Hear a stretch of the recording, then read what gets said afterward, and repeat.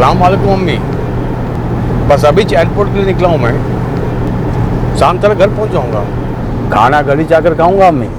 अकेले क्यों आ रहा है सोहेल? नुसरत और साजिया को साथ क्यों नहीं ला रहा? अभी मेरी नुसरत से बात हुई। प्लान तो साथ ही में आने का था अम्मी, लेकिन साजिया के इम्तिहान है ना, वो लोग अगले हफ्ते आएंगे।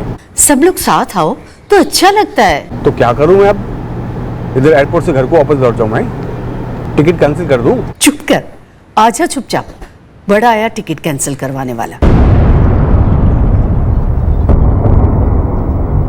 नहीं सर, आप जिस आदमी के बारे में बता रहे हैं, ऐसा कोई भी हमारे एक्सीडेंट सेंटर में एडमिट नहीं किया गया है, ना आज, ना कल, ना परसों। मैडम, मैं आपको फिर से फोटो फॉरवर्ड करता हूँ। नाम सोहेल बेग है, उम्र 34 साल, कद 5 फुट 10 इंच है। आप प्लीज एक बार दोबारा चेक कर लीजिए। नहीं सर, ऐसा कोई एक्सीडेंट केस हमारे हॉस्पिटल में तो रिपोर्ट नहीं हुआ, नहीं कल 7 सितंबर को और ना ही आज सुबह तक। जी नहीं, ये जिस आदमी की तस्वीर आपने मुझे भेजी है, इस आदमी का कोई रेलवे एक्सीडेंट रिपोर्ट नहीं हुआ है। मैंने चेक किया। नायडू सर, शायद चेहरा पहचाने में ना रहा हो। हुसैन, कल और आज में सिर्फ एक ही एक्सीडेंट केस है जिसमें औरत का चेहरा साफ नजर आ रहा है। जी नहीं सर, हमारे पास ऐसा कोई एक्सीडेंट केस नहीं है जैसा आप बता रहे हैं। सोहेल बेग? नो सर, ऐसा कोई एक्सीडेंट केस नहीं है इस नाम से। 24 घंटे हो चुके हैं, सोहेल बेग ने ना तो कॉल बैक किया है, ना ही घर वापस लौटा है। ये सोहेल बेग 5 सितंबर की रात को दुबई से यहाँ हैदराबाद लैंड हुआ था। जी हाँ सर, और इसकी बीवी नुसरत आज दुबई से निकल रही है। हम कल इससे बात कर सकते हैं? पर हमें आपको सोहेल ने कुछ तो बताया होगा कि वो कहाँ जा रहा है, किसको मिलने जा रहा है। कुछ नहीं बोला नुसरत। मैंने पूछा भी कि कब तक लौटेगा। आता हूँ अम्मी अब्बू, शाम को लेट आऊंगा मैं। ज्यादा लेट मत करना सोहेल, तुम्हारे चचा जान आ रहे हैं शाम के नाश्ते पे। खास तुम कोई मिलने आ रहे हैं मियाँ? 6 बजने के पहले लौट आऊंगा मैं, टेंशन न कर लो। 6 तक नहीं आया तो मैं फोन पे फोन घुमाने लगी, लेकिन हर बार बंद ही आ रहा था। मैं और शाजी यहाँ से निकल रहे, शाम तक हैदराबाद पहुँच जाएंगे। पर ये क्या हो रहा है, क्यों हो रहा है, कुछ समझ नहीं आ रहा अम्मी।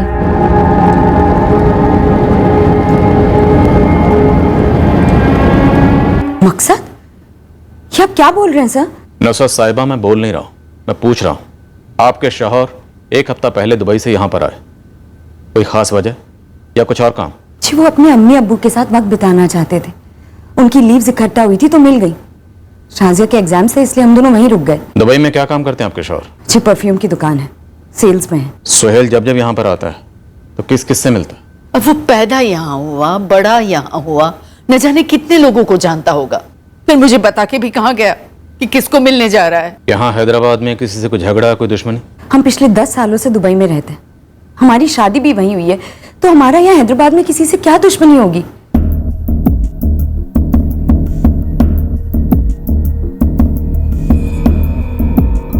The number you are trying to call is currently switched off. 4445687991। इस नंबर से सोहेल बेग को एक फोन आया था 6 सितंबर की रात को। जी सर, इस नंबर से सोहेल के इंडिया वाले नंबर पर कॉल आया था। सोहेल के आउटगोइंग में सिर्फ एक कॉल है सर, जो उसने अपनी बीवी नुसरत को किया था। सर, सोहेल बेग का इंडिया वाला नंबर 5 सितंबर की शाम को स्विच ऑन हुआ और उसके ठीक 2 दिन बाद 7 सितंबर से स्विच ऑफ है। और ये स्विच ऑफ हुआ फतेहगंज में शाम 4 बजे। जी सर। नहीं नुसरत, मुझे नहीं पता कि फतेहगंज में सोहेल को क्या काम था। आपको कुछ बोला था? नहीं तो मैं तो फतेहगंज में किसी को जानता तक नहीं। पर पुलिस का कहना है कि सोहेल 7 तारीख को शाम को 4 बजे फतेहगंज में थे। लेकिन वो वहां क्यों था, किसके साथ था? पुलिस कह रही है कि सोहेल को 6 सितंबर को कोई फोन आया था। उनके पास वो नंबर है, पर फिलहाल वो बंद आ रहा है। नंबर अभी भी स्विच ऑफ ही आ रहा है। ये नंबर किसी नाविद शेख के नाम पर रजिस्टर्ड है। आप जानती हैं किसी नाविद शेख को?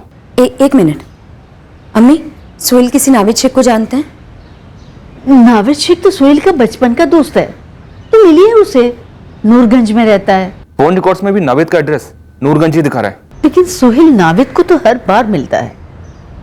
अगर उसे पता है कि सोहेल कहाँ है तो उसने हमें बताया क्यों नहीं?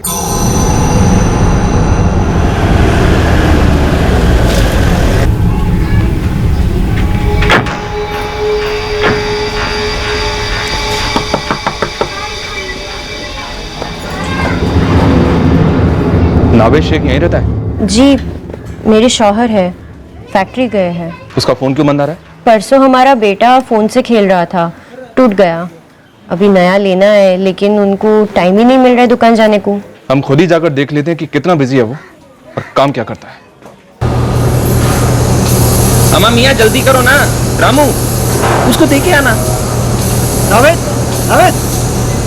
जी रफीक भाई, पुलिस आई है, तेरे को पूछती। पुलिस? मेरे को? हाँ साहब, 6 तारीख को सोहेल से फोन पे बात किया मैं। और अगले दिन 7 तारीख को सोहेल तुझसे मिला था। हाँ साहब, इसीलिए छुट्टी लिया मैं। सोहेल मेरे से मिलने को मेरे घर आया था। बचपन का दोस्त है साहब, खास। 6 तारीख को तेरी सोहेल से बात हुई और 7 तारीख को तू उससे मिला भी। उसके बाद से ही तेरा जिगरी दोस्त गायब है और इस बात से तुझे रत्ती भर भी फर्क नहीं पड़ा। साहब मैं अपने काम में मशरूफ था, ऊपर से मेरे फोन को भी अभी टूटना था। तेरा फोन भी तभी टूटना था जब सोहेल गायब हुआ। इत्तेफाक कुछ ज्यादा हो रहे मियां। बोलो, प्लान सोहेल के दुबई से आने से पहले बना या बाद में? मेरे को तो मालूम भी नहीं था कि सोहेल यहाँ हैदराबाद में। वो तो 6 तारीख को अचानक से सोहेल का फोन ऑनलाइन हुआ, तभी उसको फोन मारा मैं। कमाल करते हो मियाँ, तुम इधर को आए और एक मैसेज तक नहीं किया। वो तो तुम्हारी ऑनलाइन हरी बत्ती टिम की, तभी तुमको फोन किया मैं। अरे गलती की ऑनलाइन दिखा के भाई। कल तुम लोगों को अचानक से सरप्राइज देने का सोच रहा था मैं, तब पूरा रायता फैल गया। देखो, अरे जाओ, ये तो तुमको फोन किया मैं, वरना तुम तो बिना मिले निकलते थे। छोड़ो, और बताओ नुसरत भाभी और शादिया कैसी हैं? वो लोग अगले हफ्ते आ रहे हैं। तो कल मिले? बोलो छुट्टी लेता हूँ मैं। अरे सोहेल भाई, और लो ना। हाँ दो दो। अच्छा सोहेल भाई, हम लोग है ना मिलके कुछ प्रोग्राम बनाते हैं, आप, नुसरत, शाजिया और हम तीनों। नुसरत आ रही है कुछ दिनों में, तुम दोनों आपस में बातें करके तय कर लो। और मियाँ कैसी चल रही दुबई में इत्र की दुकान? बस भाई अल्लाह का करम है, तुम सुनाओ। बस अपनी भी चल रही है। अच्छा नावेद, हम निकलते हैं, इतवार को मिलते हैं। तुम अभी हो ना कुछ दिन यहाँ? हाँ हाँ, पूरे 1 महीने है भाई। सोहेल के फोन पर मैसेज आया था? जी साहब, अब SMS था या चैट मैसेज ये मेरे को नहीं मालूम। फिर वो तुरंत निकला? जी साहब, फौरन उठा और चल दिया। मैं उसको बाहर तक छोड़ने भी गया। अच्छा मैं चलता हूँ, खुदा हाफिज। खुदा हाफिज। उसका फोन फतेहगंज में बंद हुआ था, उधर किसको मिलने गया था सोहेल? साहब वो तो मेरे को नहीं मालूम, लेकिन मेरे इलाके से किसी के साथ में तो गया साहब वो। तूने देखा था किसके साथ गया? हाँ साहब देखा मैं। अबे तो अब तक क्यों नहीं बोला? साहब लेकिन अभी तो बात निकली ना, किसके साथ गया था वो? साहब उसका नाम तो नहीं मालूम, लेकिन कोई औरत थी स्कूटर पर।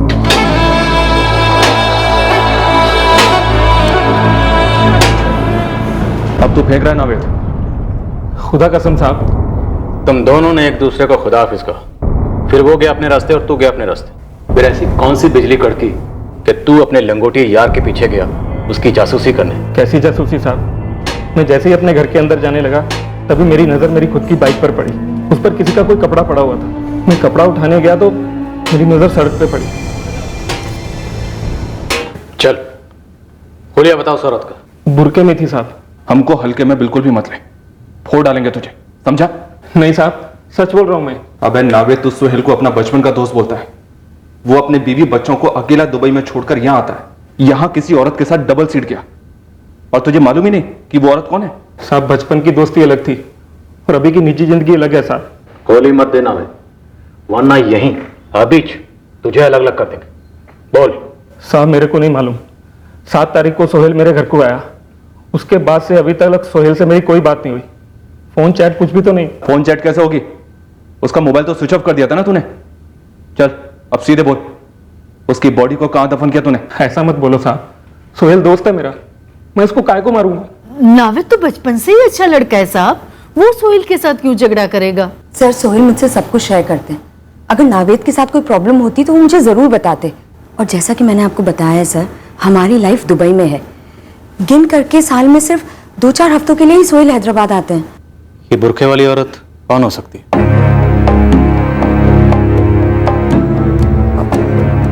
कोई आइडिया नहीं है सर। मैं तो ये सोच भी नहीं सकती कि सोहेल किसी बुरके वाली औरत के साथ स्कूटर पे डबल सीट जाएंगे। तो क्या नावेद झूठ बोला? वो झूठ क्यों बोलेगा? तो कौन झूठ बोला? क्योंकि कुछ तो है जो झूठ है। साहब मैं झूठ नहीं बोल रहा हूँ, सोहेल सच में उस औरत के साथ स्कूटर पर गया था। मेरा शौहर झूठ काहे को बोलेगा? सोहेल के साथ अच्छी दोस्ती थी उसकी, वो सोहेल के साथ बुरा काहे को करेगा? आप लोग अभी के अभी मेरे नावेद को छोड़ दो।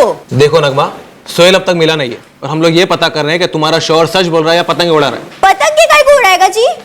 ईमानदारी से कमाने वाला आदमी है वो। जो जैसा देखा उसने आपको बता दिया तो आप लोग उसी को अंदर कर दिए।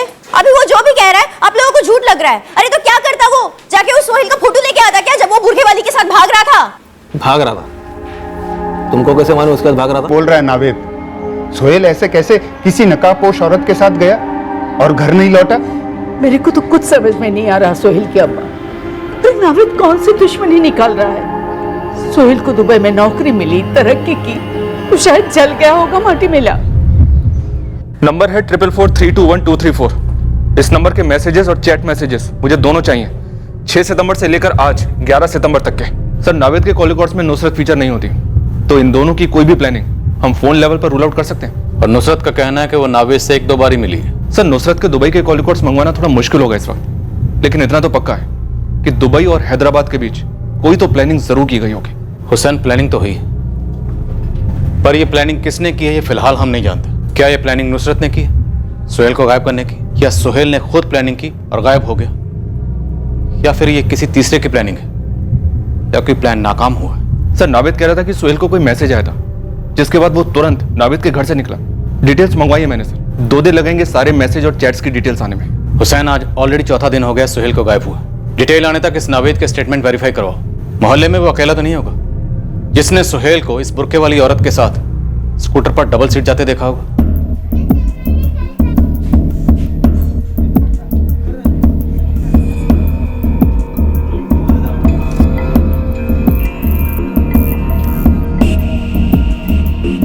बोलो चचा, देखा क्या इसको? लग तो रहा है, देखा था किसी बुरखे वाली के साथ स्कूटर पर। देखो, मुझे याद नहीं आ रहा, लेकिन ऐसा लगता है मैंने देखा इस आदमी को। हाँ सब सारी रिकॉर्डिंग रखता हूँ मैं। 7 सितंबर की रिकॉर्डिंग निकालो, दोपहर 1:30 बजे से लेकर रात तक।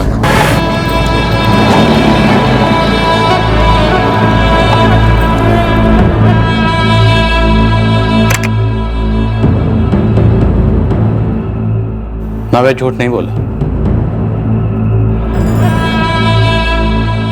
कौन है ये खातून? अम्मी, मुझे क्या मालूम कौन है ये? देखिए, बुरखे के नीचे ये औरत कोई भी हो सकती है, और आप हमें ये बताइए कि आपके शौहर आपसे 1 हफ्ता पहले दुबई से यहाँ हैदराबाद आते और फिर इस औरत के साथ स्कूटर पर डबल सीट जाते, तो जाहिर सी बात है ये इस औरत को जानते होंगे। पर ऐसा कैसे हो सकता है कि आप दोनों इस औरत को नहीं जानते? मुमताज़ बेगम आपके बेटे और नुसरत साहिबा आपके शौहर इस औरत के साथ अपनी मर्जी से स्कूटर पर गए, लेकिन इस औरत के बारे में मैं पहली बार जान रही हूँ। पर शायद ये पहली बार नहीं होगा जब आपके शौहर इस औरत के साथ कहीं गए हैं और अपनी मर्जी से गए। कोई जबरदस्ती नहीं हुई, फुटेज में साफ दिख रहा है। गया होगा किसी काम से, किसी से मिलने, लेकिन वापस लौट के तो नहीं आया है ना। उसका फोन तो बंद है ना। अरे ढूंढिए इस औरत को और पूछिए उसे कि कहाँ छिपा कर रखा है मेरे बेटे को। ये भी तो हो सकता है कि सोहेल खुद कहीं छिप गया हो आप सबसे और उसके लौटने का कोई इरादा ही ना हो। सोहेल मेरे शौहर हैं और मैं उन्हें आपसे या किसी से भी बेहतर जानती हूँ। पर आप इस औरत को तो नहीं जानती ना, जैसे आपके शौहर काफी बेहतर तरीके से जानते हैं।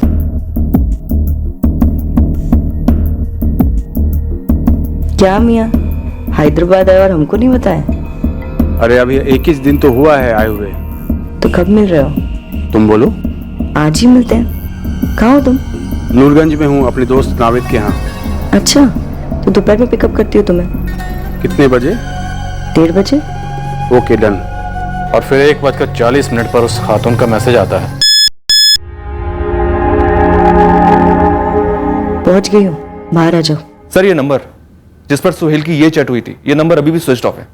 डिटेल्स मंगवाई है मैंने। हालांकि सर, चैट हिस्ट्री देखकर लगता है कि अफेयर काफी पुराना होगा और जब जब सोहेल हैदराबाद आता होगा ये दोनों पक्का मिलते रहे होंगे। हुसैन, मिलते होंगे, लेकिन मिलने के बाद ये सोहेल घर वापस तो आता होगा, इस बार लौटा ही नहीं। सर, सीसीटीवी फुटेज में स्कूटर का नंबर साफ दिख रहा है।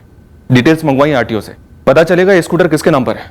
पर बीवी बच्चे वाला आदमी है, दुबई में सेटल्ड है, इस तरह सब कुछ छोड़ छाड़ कर क्यों भागेगा? सर, अगर सोहेल का इस बुरके वाली औरत के साथ अफेयर होगा तो पक्का इस अफेयर में कुछ तो खट्टा हुआ होगा। हुसैन, खटास तो आजकल अच्छी खासी शादी में आ सकती है, फिर अफेयर में तो होनी ही होनी। यहाँ कुछ ना कुछ झोल जरूर है, या तो प्यार का, या पैसे का, या फिर दोनों का। स्कूटर फैजान मिर्जा के नाम पर रजिस्टर्ड है। अरे फैजान तो मेरा भांजा है, मेरी बहन तबस्सुम का बेटा। 12/40 मोमिन नगर। यही है उनका पता। ये सब क्या हो रहा है साहब? ये आप हमें बताइए कि क्या हो रहा है, क्योंकि वो औरत जो भी थी वो आपकी बहन तबस्सुम के बेटे फैजान के स्कूटर पर आई। अभी आप यही कहेंगे आप नहीं जानती वो औरत कौन है? साहब अगर पता होता तो क्यों नहीं बताऊंगी। मुमताज बेगम, आपका बेटा गायब है और इस औरत के साथ आपके बेटे की गुफ्तगू हुई और उसके बाद आपका बेटा उसके स्कूटर पर बैठकर कहीं चला जाता। हमारी बहन तबस्सुम के साथ कुछ ठीक नहीं है।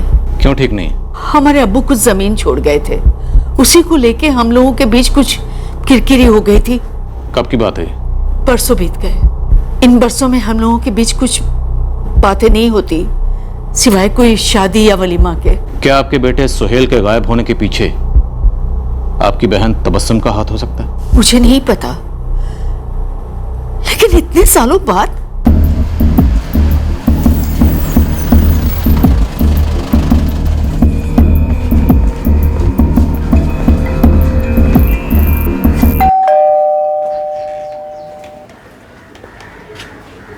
जी। फैजान मिर्जा आपका बेटा है? हाँ तो बुलाइए। काम से बाहर गया है। बात क्या है इंस्पेक्टर? 7 सितंबर की दोपहर को आपके भांजे सुहेल बेग को ये औरत आपके बेटे के स्कूटर पर अपने साथ लेकर गए और तभी से सुहेल गायब है। ये स्कूटर तो मेरे बेटे फैजान की थी, लेकिन पिछले 2 साल से इसे रफत चला रही है। रफत? ये रफत कौन है? मेरे बड़े बेटे आमिर की बीवी हुआ करती थी। अब ये दोनों अलग हो गए, इनमें आपस में कोई रिश्ता नहीं है। रिश्ता तो आपकी और आपकी छोटी बहन मुमताज बेग के बीच भी नहीं है। जमीन को लेकर झगड़ा है। मुमताज ने हमारे बाबा आदम के जमीनों के झगड़े के बारे में तो बात की, लेकिन 2 साल से जो ताजा चल रहा है उसके बारे में तो चू तक नहीं की आपके सामने। ताजा क्या चल रहा है? ये बेशर्मी। मुमताज का शादीशुदा बेटा सोहेल और ये बेहया रफत के बीच में नाजायज रिश्ता है। मुमताज को सब मालूम है, लेकिन वो चुप है। आपको सोहेल चाहिए ना, तो पहले जाके उस रफत को ढूंढिए। आप लोग हमारा वक्त बर्बाद कर रहे हैं, जबकि हम शुरू से आपको ये बता रहे हैं कि आपके बेटे की इस औरत के साथ गुफ्तगू हुई है, चैट मैसेज के सबूत हैं। फिर भी आपने सिर्फ जमीन का जिक्र किया, जिसको लेकर आपका आपकी बहन के साथ झगड़ा हुआ था। लेकिन आपके बेटे का आपकी बहन की बहू रफत के साथ जो अफेयर था उसका जिक्र एक बार भी नहीं किया आपने। और आप नफसा साहिबा अपने शौहर के अफेयर को इतनी जल्दी भूल गई?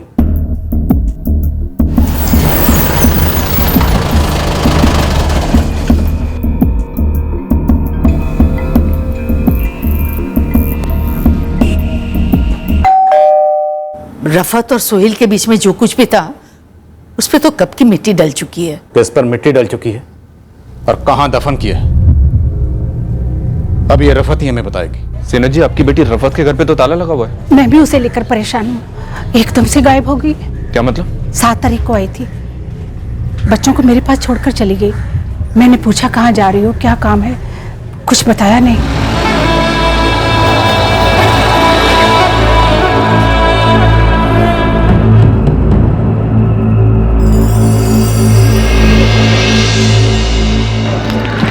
अम्मी, ज़िशान और अमजद को लेने कुछ दिनों बाद लौटूंगी, कुछ जरूरी काम निपटाना है। क्या काम है? जा कहाँ रही हो, कब लौटोगी?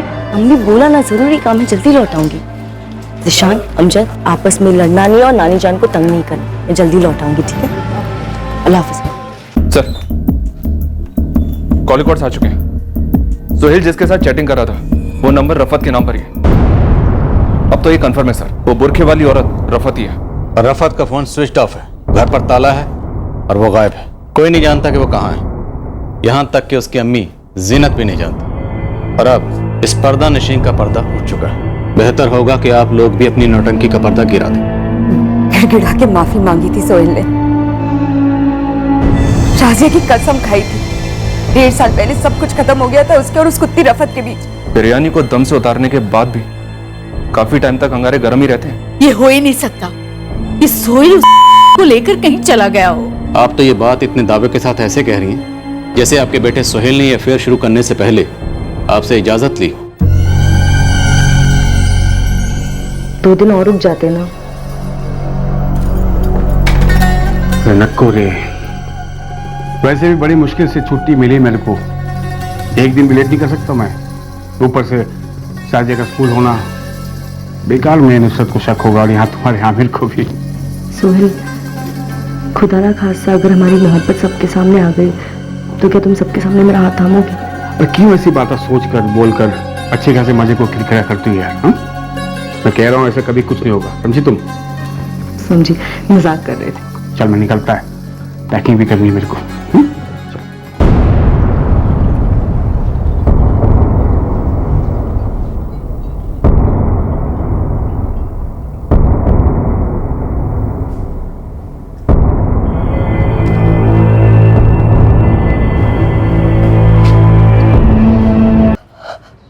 अरे क्यों मार रहा है उसे?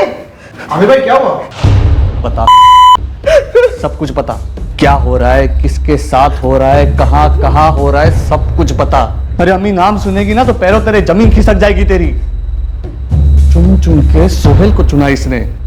साला एक टाइम से देख रहा हूं, जब देखो तो फोन में रहती है, फोन में रहती है। आज रहा नहीं गया तो फोन चेक किया, पूरा का पूरा चिट्ठा है सामने, गुनाह का दस्तावेज। चुप क्यों है रफत? बोलती क्यों नहीं? आमिर भाई सीधे मुमताज खाला के घर जाकर बात करते हैं। अरे साला अपना ही सिक्का खोटा है तो उसको कैसे उछाले? हम कहीं नहीं जा रहे, लेकिन ये यहाँ से जाएगी। अब भी जा। और हाँ, जाते जाते एक बात बता, वो अमजद और जीशान भी उसी के है ना? आमिर कैसी बात कर रहा है? एक तो सुअर सोहेल का नाम मेरे सामने कभी मत लेना, और दूसरी बात, मेरे को तेरी सफाई नहीं सुननी। अभी के अभी बक्सा बांध, तेरा और तेरे दोनों पिल्लों का, और मुंडी नीचे करके बाहर निकल, वरना पाल से घसीट कर पीट पीट कर मोहल्ले के सामने बाहर निकाल। चल फुट यहाँ से, चल फुट यहाँ से। लेकिन एक बार तो मुमताज को आड़े हाथ लूंगी ही लूंगी। नुसरत, तरस आता है तुझ पे कि ऐसे आदमी की बीवी है तू जो अपने ही भाई की बेगम पर हाथ डालता है। अब जब वो आएगा ना तेरे पास, इतना याद रखना, जूठन है वो, जूठन। कब से चल रहा है ये सब? हमारी शादी के पहले से? वो अम्मी और खाला की बनती नहीं थी तो एक दूसरे के घर में आना जाना नहीं होता था। यूसुफ मामा के बेटे अब्बास के निकाह में पहली बार मुलाकात हुई थी रफत से, तब से। तो पिछले 6 महीने में 3 बार 4-4 दिन के लिए हैदराबाद गए थे, इसीलिए ना? बोला ना, गलती हो गई, अब बाल की खाल मत कर। अगर मैं ऐसा करती तो तुम बाल की खाल करते या मेरे बाल और चमड़ी दोनों खाते सोहेल?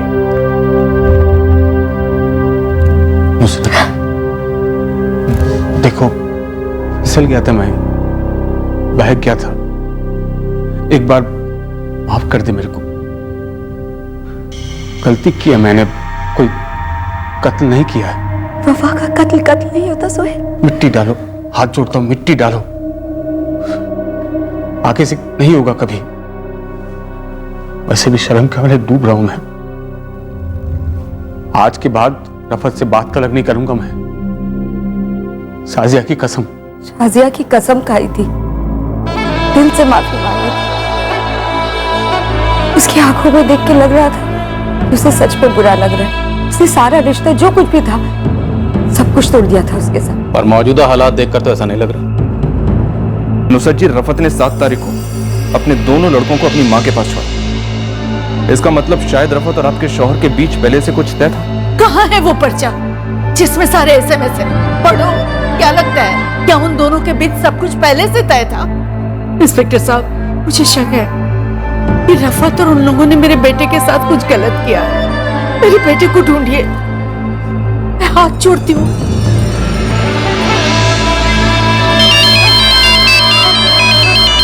और आप ये उम्मीद करते हो कि मेरे को मालूम होएगा कि रफत किधर है? वो गटर में जी रही हो या सड़क के मर गई हो, मेरे को रत्ती भर का फर्क नहीं पड़ता। हम रफत को नहीं, सोहेल बेग को ढूंढ रहे हैं जो मिसिंग है। तो अब मैं सोहेल बेग का भी रिकॉर्ड रखूं? मेरे को और कोई काम धंधा नहीं है क्या साहब?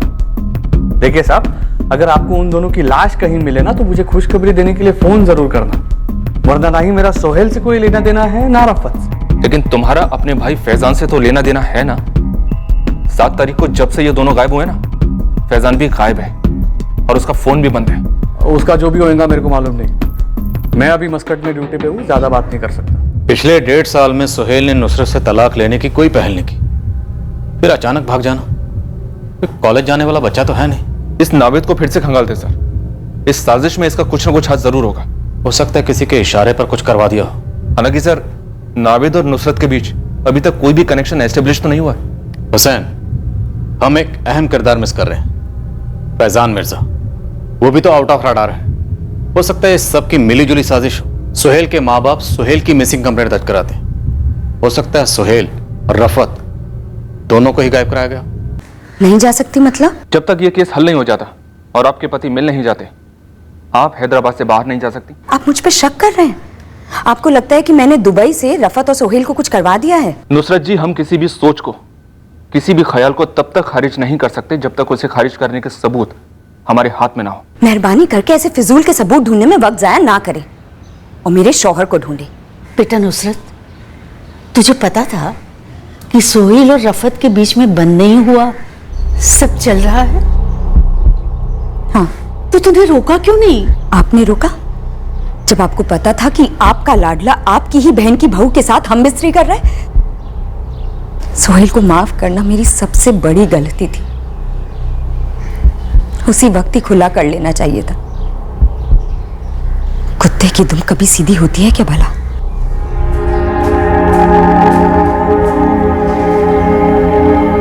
मरियम, फैजान कहीं दुबई तो नहीं आया तेरे पास? अम्मी दुबई में हूँ, सिकंदराबाद में नहीं कि फैजान ऑटो पकड़ा और यहाँ आ गया। और यहाँ आता तो आप लोगों को बोल के आता ना, और आता तो क्यों आता? आखिर बात क्या है? 7 तारीख को काम है कहकर घर से निकला था, अभी तक नहीं लौटा और फोन भी बंद आ रहा है तेरे फैजान भाई का। और यहाँ पुलिस ने मेरा जीना हराम किया हुआ उसको लेकर। ये सब क्या हो रहा है अम्मी? पुलिस काहे को? मुमताज का सोहेल गायब हो गया है और रफत भी। पुलिस कह रही है कि शायद फैजान ने ही दोनों को कुछ कर दिया है। फैजान काहे को कुछ करेगा? और आमिर भाई और रफत भाभी को अलग हुए तो 1.5 साल से ऊपर हो गया है ना अम्मी? हाँ, लेकिन 1.5 साल पहले रफत ने फैजान का स्कूटर लिया था, कभी लौटाया ही नहीं। आखिरी बार उसी स्कूटर पर सोहेल और रफत दिखे हैं सीसीटीवी में, तभी इतना शोर मचा हुआ है।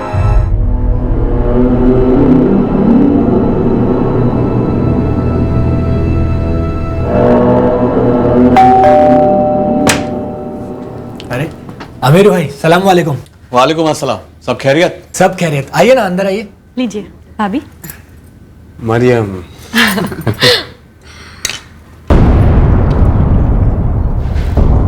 क्या मैं आमिर? सलाम अलैकुम। मुझे पता नहीं था कि मरियम ने तुम लोगों को भी बुलाया। सब कुछ जानते हुए भी तुम उनको बुलाई। अरे मेरी बहन हो या दुश्मन तू मरियम? भाईजान, सोहेल भाई भी तो मेरे भाई है ना। भाई है तेरा? मेरा भी भाई है, लेकिन क्या किया उसने? मेरी बीवी को बिस्तर में घसीटा, मेरा घर बर्बाद कर दिया। छोटा मुंह बड़ी बात, लेकिन ताली एक हाथ से तो नहीं बजती ना। रफत भाभी का भी उतना ही कसूर था। और अब तो आप लोग अलग हो चुके हैं, कब तक पुरानी बातों को याद करके दिल जलाते रहेंगे? मरियम, मुझे अब भी यकीन नहीं हो रहा है कि तूने ऐसा किया। भाईजान, जरूरी नहीं कि आपका शिकवा सबका शिकवा हो। आपकी दुश्मनी सबकी दुश्मनी। कितना आसान है ना ऐसा बोलना। खुदा ना खास्ता अगर तुम्हारा शौहर मुश्ताक ऐसा कर बैठा होता ना, तब तुम समझती मैं क्या बोल रहा हूँ। साहब, ना तो मेरे को सोहेल और रफत के बारे में मालूम था और ना ये मालूम था कि आमिर और फैजान गुस्से में है। आप लोग बेकार में मुझे सब में घसीट रहे हैं। हमें मालूम है कि तुम सिर्फ एक मोहरा हो, मास्टरमाइंड कोई और है। इसलिए बोलो, तुम्हारी और नुसरत की क्या डील थी? सुहेल और रफत की लाशों के साथ क्या किया? साहब, बस ईमान से बोल रहा हूं, 1000 बार बोल चुका हूं कि सुहेल सिर्फ मेरा अच्छा दोस्त है और एक अच्छे दोस्त के जैसा मेरे को मेरे घर पे मिलने आया। उसके आगे पीछे मेरे को कुछ नहीं मालूम। जो मालूम था मैं सब कुछ आपको बता चुका हूं। और रही बात नुसरत भाभी की, तो नुसरत भाभी से मैंने ऐसे अकेले में कभी कोई बात नहीं की, ना फोन पर ना सामने से। सर, साजिश की बिरयानी दम हो गई है। हल्की सी बू अब तगड़ी फैल रही है। फैजान मिर्जा मिला? जी नहीं सर, वो तो नहीं मिला, पर उसको ढूंढने के चक्कर में कुछ और हाथ लगा। तगड़ा है। क्या सर? ये हमने इमिग्रेशन हर ट्रेवल एजेंसी को चेक किया सर, कि कहीं फैजान 7 सितंबर को अपने भाई आमिर के पास मस्कट या अपनी बहन मरियम के पास दुबई तो नहीं चला गया, पर हाथ ये लगा। आमिर मिर्जा जो 6 सितंबर को मस्कट से हैदराबाद आया था और 8 सितंबर को मस्कट लौट गया। इतनी शॉर्ट विजिट और सीक्रेट भी सर। इसकी खुद की अम्मी को नहीं पता कि उनका लड़का शहर में आया और आकर निकल भी गया। ये कैसे हो सकता है? आमिर 6 सितंबर को आया और 8 को निकल गया, बिना घर आए, बिना एक फोन भी किए। वैसे फैजान भी गायब है, बताएंगे कहाँ है वो? पता नहीं सर। फैजान, सोहेल और रफत, इन तीनों के सेलफोन लोकेशन 7 सितंबर को फतेहगंज में ही दिख रहे हैं। और इमिग्रेशन के पेपर के हिसाब से फैजान मिर्जा दुबई या मस्कट भागा ही नहीं। जी सर, किसी भी एयरलाइन या एम्बेसी की लिस्ट में शो नहीं हुआ है। रेड अलर्ट ऑलरेडी इशूड है। अगर भागने की कोशिश करेंगे तो तुरंत पकड़े जाएंगे। अब ये तो सवाल ही नहीं है कि सुहेल और रफत के बीच मोहब्बत की आग कभी बुझी थी। सवाल यह है कि इन सुलगते हुए अंगारों को नई आग किसने दी, क्यों दी? क्या सुहेल और रफत को उस आग की सजा दी जा रही है? सर एक बात खटक रही है। रफत ने अपने दोनों लड़कों को अपनी अम्मी के पास छोड़ दिया था। क्या उसे पहले से कुछ अंदाजा था कि कुछ होने वाला है? फैजान मिर्जा, इसे धरते हैं। अब यही हमें बताएगा कि सुहेल और रफत के मोहब्बत के अफसाने का क्या हुआ।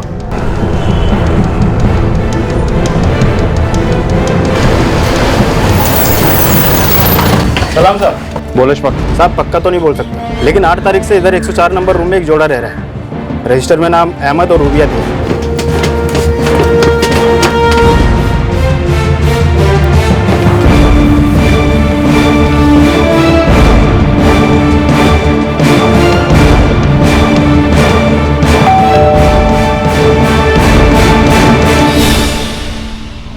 जी मोहतरमा, दरवाजा पूरा तो खोली। लेकिन क्यों? अरे आप दरवाजा खोलेंगे तभी तो हम बताएंगे। नहीं, पहले बताओ काम क्या है।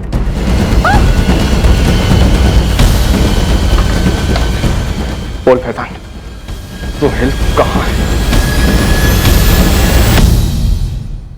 हमेशा की तरह सुहेल जल्दबाजी में आया, अपने मजे लूटे और चला गया। सब कुछ साथ की दोपहर को ही हुआ। उसके बाद ना उसका फोन आया ना कुछ। अब मुझे क्या पता वो कहाँ है। चला गया होगा दुबई को, अपनी बीवी के अंगूठे के नीचे बैठने। उसकी बीवी नुसरत यहीं है और उसकी बेटी शाजिया वो भी यहीं है। और हमारे रिकॉर्ड के हिसाब से सुहेल दुबई नहीं लौटा है, वो यहीं कहीं है, शायद 2 गज जमीन के नीचे। साहब लेकिन सुहेल को मारने में मेरा क्या फायदा? ये तो आप हमें बताएंगे ना क्या फायदा हुआ। तुम बोलो, बड़े खामोश बैठे हो। इस लॉकअप की दीवारों को खामोशी पसंद नहीं, इसलिए बेहतर होगा बोल दो। हमारे पास रिकॉर्ड है। ये 5 तारीख को तेरी और तेरे आमिर भाई की बड़ी लंबी चौड़ी बातचीत हुई थी फोन पर, और फिर 6 तारीख को वो यहां भी आया था हैदराबाद में, और 8 तारीख को वापस भी लौट गया था। अब मेरा आमिर से दूर दूर तक कोई लेना देना नहीं है, तो जो भी पूछना है उससे जाके पूछिए। अब मुझे जाना है। अब तब तक नहीं जा सकती जब तक एक एक डिटेल आप डिटेल में नहीं बताते। कैसे फंसाया, प्लान कब बना, इस प्लान में कौन कौन लोग शामिल थे, सुहेल को कैसे मारा, और उसकी लाश कहां है। मैंने भाईजान से कहा था किसी कोई जरूरत नहीं है, वो मान ही नहीं रहे थे। भाईजान क्यों? नहीं सच में क्यों? रफत भाभी को छोड़े आपको 1.5 साल हो चुका है। सब अपना अपना देख रहे हैं। क्यों बीते हुए कल के चाकू से आप आने वाले कल को काट रहे हैं आप? फैजान, मुझे मेरे बीते हुए या आने वाले कल की रत्ती भर की फिक्र नहीं, लेकिन वहां दुबई में वो सोहेल बेग हमारी इकलौती बहन मरियम को गंदा करने पर तुला है। भाईजान, आप मस्कट से दुबई मेरी जासूसी करने आए थे? इतना भी वेला नहीं हूँ समझी मैं, लेकिन अगर आंखों के सामने कुछ दिखता है तो आंखों पर पट्टी तो नहीं बांध सकता ना मैं। विनती है आपसे, मेरी जिंदगी में दखल मत दीजिए। अरे कैसी बात कर रही तू अपने भाईजान से? अरे उस आदमी का कोई ईमान नहीं है, उस सोहेल बेग का, समझी? अरे तो उसकी मौसेरी बहन है, शादीशुदा है, और उसे चुप चुप कर मिल रही है। अरे जरा सोच, अगर मुश्ताक को पता चलेगा तो वो तुझे कुचल कर रख देगा, घर से बाहर निकाल देगा, और वो सोहेल तो मजे मारकर हाथ खड़े कर देगा, किसी और को पकड़ लेगा। तब क्या करेगी तू? जो भी करूंगी, लेकिन आपके पास मदद के लिए नहीं आऊंगी। आप मेरी फिक्र ना ही करें। आप अपनी जिंदगी संभालिए और मैं अपनी जगह बिल्कुल ठीक हूँ, और कोई छोटी बच्ची नहीं हूँ। मरियम तो हमारे साथ बात करने से नहीं, सोहेल को समझाने का कोई मतलब नहीं बनता। जड़ से उखाड़ना होगा भाई। जड़ हम सबसे जुड़ी है ना भाईजान, एक को उखाड़ देंगे तो हम सबकी जड़ें उखड़ेंगी। बस साले डरपोक फट्टू, सीधे सीधे ये क्यों नहीं बोलता कि मुझे मेरी बहन की इज्जत की परवाह नहीं? अरे ऐसा नहीं है भाईजान, मरियम अपने लेवल पे देख लेंगी, और जरूरत पड़े तो मदद भी मांग लेगी। मुझसे नहीं मांगेगी तो मुझसे मांगेगी, और तब का तब देख लेंगे। अब तक देखते ही आ रहे हैं ना।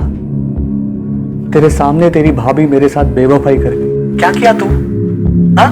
अब तेरी शादीशुदा बहन की जिंदगी में वही आदमी तबाही मचा रहा है। सीधे सीधे बोल, तू मेरे साथ है या नहीं? वैसे रफत मेरे साथ है इसमें। मुझे हाँ नहीं कहना चाहिए था। साहब, सोहेल ने मेरी जिंदगी इतनी खराब कि मैं आपको बता नहीं सकती। आप मैंने घर से निकाला तो मैं अपनी अम्मी के घर चली गई, लेकिन सोहेल, उसने 1 नए पैसे की मदद नहीं की।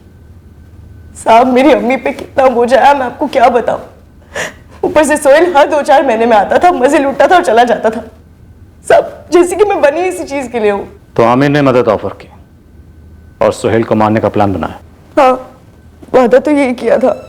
रफत, हमारे बीच में जो कुछ भी हुआ उसे मैं भुलाने के लिए तैयार। आमिर, मैं रोज रात को सोने से पहले अल्लाह मियां से माफी मांगती हूँ, और तुमसे भी। माफ कर दिया? सच में माफ कर दिया? बस मेरी एक बात सुन, सोहेल अब भी तुझसे मिलने आता है ना? देख, अब शर्म हया मत कर, मेरे को मालूम, मेरे को तेरी मदद चाहिए। मदद? कैसी मदद? सोहेल का सफाया करने में। मैं सोहेल को जान से मारने की सोच रहा हूं। देख, तू ज्यादा सोच मत। इस तरीके से काम होगा कि किसी को पता भी नहीं चलेगा कि हमने उसे रास्ते से हटा दिया है। और उसके बाद रफत, तेरा रास्ता क्लियर। तू सीधे वापस लौट इधर मस्कट में अपने दोनों बच्चों के साथ। इतना प्यार दूंगा, इतना प्यार दूंगा, जन्नत बना के रख दूंगा घर को। बस पहले इस शैतान को खत्म कर। मैंने पता किया, वो हरामजादा इस वक्त हैदराबाद में। लेकिन आमिर, जो तुम सोच रहे बिल्कुल गलत नहीं है। अरे वो माटी मिला मरियम की जिंदगी के साथ खेल रहा है। क्या? तुम सच बोल रहे हो? अरे झूठ क्या को बोलूंगा मैं? अरे तुम्हारी तरह मरियम भी उसके जादू में आ गई है। जिंदगी बर्बाद हो जाएगी उसकी। उसके पहले उसको खलास कर दूं, सबकी जिंदगी सही हो जाएगी।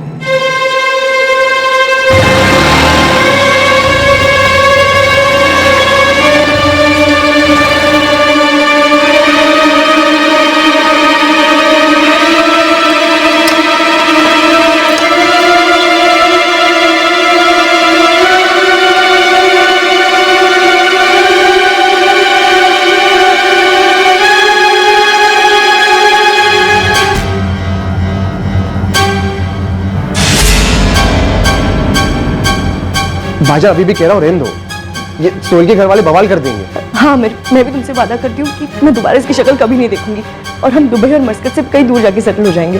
भाईजान, अभी भी वक्त है, रहने देते हैं। ये खून सर पे लेना बहुत भारी पड़ेगा। भाईजान। आमिर मुकर गया साहब, मुझे लेने ही नहीं आया। आमिर ने आपको धोखा दिया, वो एक अलग मसला है, पर आपको नहीं लगता कि सबसे बड़ा धोखा आपने खुद किया अपने साथ, कानून को हाथ में लेकर? आप दोनों में इतनी समझ तो होनी चाहिए थी कि आग से खेल लो। किसी को जान से मारकर खुद की जिंदगी बिना किसी डर के कैसे जी पाओगे?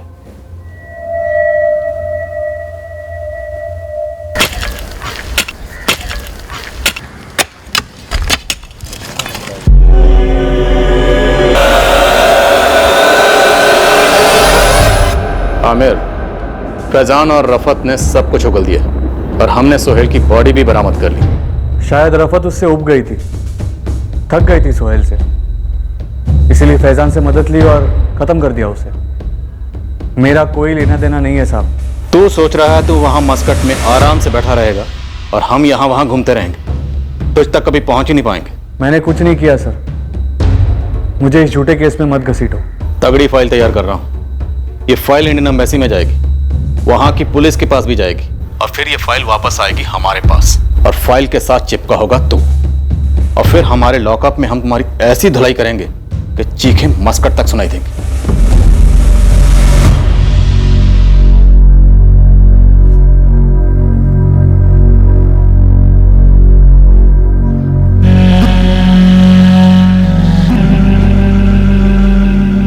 अम्मी, हम कल वापस दुबई जा रहे हैं। वहाँ क्या रखा है बेटा? अम्मी, जब सोहेल की बेवफाई का पता चला था तब भी वहां कुछ नहीं रखा था, लेकिन अब तो सब कुछ वही है। मैं सोहेल की किसी भी याद के साथ नहीं रहना चाहती, और ना ही शाजिया को रहने देना चाहती।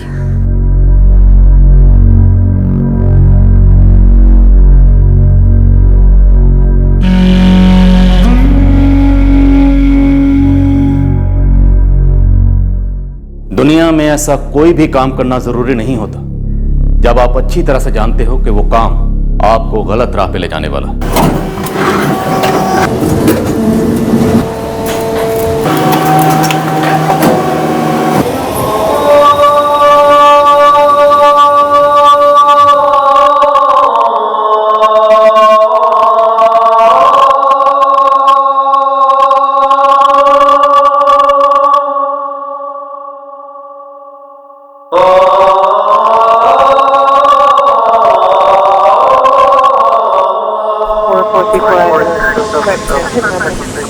सर, सलीम शेख के नाम से 19 अगस्त की रात 11:55 की मुंबई की टिकट्स तो बुक है सर, लेकिन इस बंदे ने फ्लाइट तो ली ही नहीं।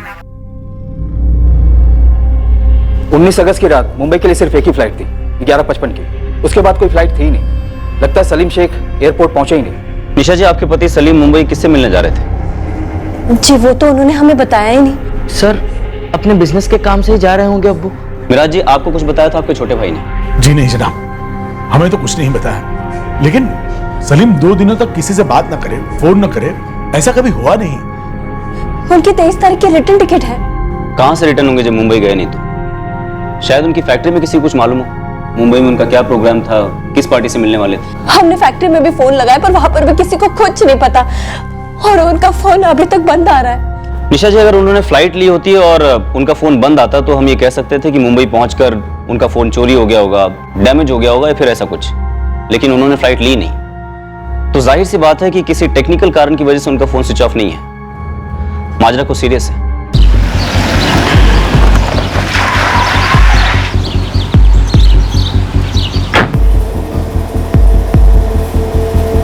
सर, मुंबई में तो हमारे बहुत सारे रिटेलर हैं।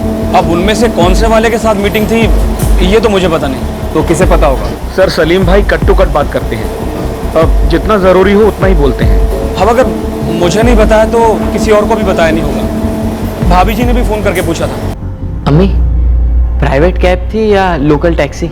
हमें नहीं पता तनवीर। कलर क्या था टैक्सी का? तनवीर, जब हमने देखा ही तो हम बताएं कैसे? हेडलाइट ऑन थी, ना हम कलर देख पाए और ना ही नंबर।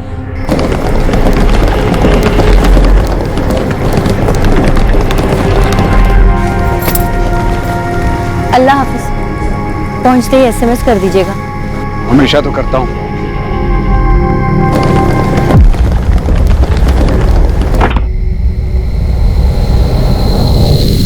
टैक्सी थी, बस हम इतना ही समझ पाए।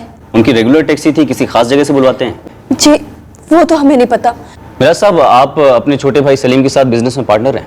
जी नहीं जनाब, हमारा फर्नीचर का शोरूम है। और आपका भी मुंबई आना जाना होता है? हमारा तो नहीं होता, लेकिन सलीम का होता है। वो अक्सर अपने काम से मुंबई आ जाया करता है। देखिए, 19 तारीख की फ्लाइट थी, उन्होंने नहीं ली। 20 तारीख की जितनी भी फ्लाइट थी उनमें वो नहीं गए, तो जाहिर सी बात है कि वो मुंबई नहीं गए, कम से कम फ्लाइट से तो नहीं गए। सर, अब्बू घर से एयरपोर्ट के लिए निकले थे, कहीं ऐसा तो नहीं कि रास्ते में कुछ हो गया हो और हमें पता ही नहीं? सलीम शेख, उम्र 39, कद 5 फुट 10 इंच। आखिरी बार अपने घर के बाहर एयरपोर्ट जाने के लिए टैक्सी में बैठते देखा गया था। टैक्सी नंबर पता नहीं है। सफ़ेद शर्ट और ग्रे पैंट पहनी थी। एक किंग साइज काला सूटकेस था साथ में। 19 की रात यही मंजिल बाग कोठी नंबर 43 से पिक था। साहब, हर एक ड्राइवर को पूछना पड़ेगा किसको बुलाया था। अब डायरेक्ट बुलाया है ये भी तो हो सकता है ना साहब? पता करो हरीश, कौन सी टैक्सी, कौन ड्राइवर था। गाड़ी का नंबर नहीं है हमारे पास। टैक्सी और ड्राइवर का पता चलते ही तुरंत मुझे या साहब को फोन करो। ठीक है साहब। तो कोई एक्सीडेंट नहीं, कोई लूटपाट की वारदात नहीं? रिपोर्ट तो नहीं हुआ है सर। सलीम के फोन रिकॉर्ड 1 घंटे में हमारे हाथ में होंगे। और ये किडनैपिंग का केस भी नहीं लगता, क्योंकि अब तक फिरौती के लिए कोई कॉल नहीं आया है। एक काम करो, सलीम का कॉल रिकॉर्ड्स आते हैं, उसकी स्कैनिंग शुरू करो, पता तो चले कि मुंबई किससे मिलने जा रहा था और क्यों नहीं जा पाया। The number you have called is currently switched off. Please try again later. अब्बू, टैक्सी स्टैंड पे काफी लोगों को पूछा, पर किसी को भी ये नहीं पता कि चाचा जान ने कौन सी टैक्सी ली है। सलीम का फोन अभी भी बंद आ रहा है। क्या हुआ होगा पता नहीं। अब्बू कभी भी अपना फोन इतनी देर तक स्विच ऑफ नहीं रखते हैं, और रखा हो फिर भी क्यों रखा होगा? दिमाग पर जोर दे जरा। सलीम भाई ने मुंबई जाते वक्त कुछ तो कहा होगा कि वो कहां और किससे मिलने जा रहे हैं। जमीला भाभी, आज तक कभी ऐसा हुआ है कि इन्होंने बिजनेस की कोई बात हमें बताई हो? तो हमें कैसे पता चलेगा कि ये मुंबई किससे मिलने जा रहे थे?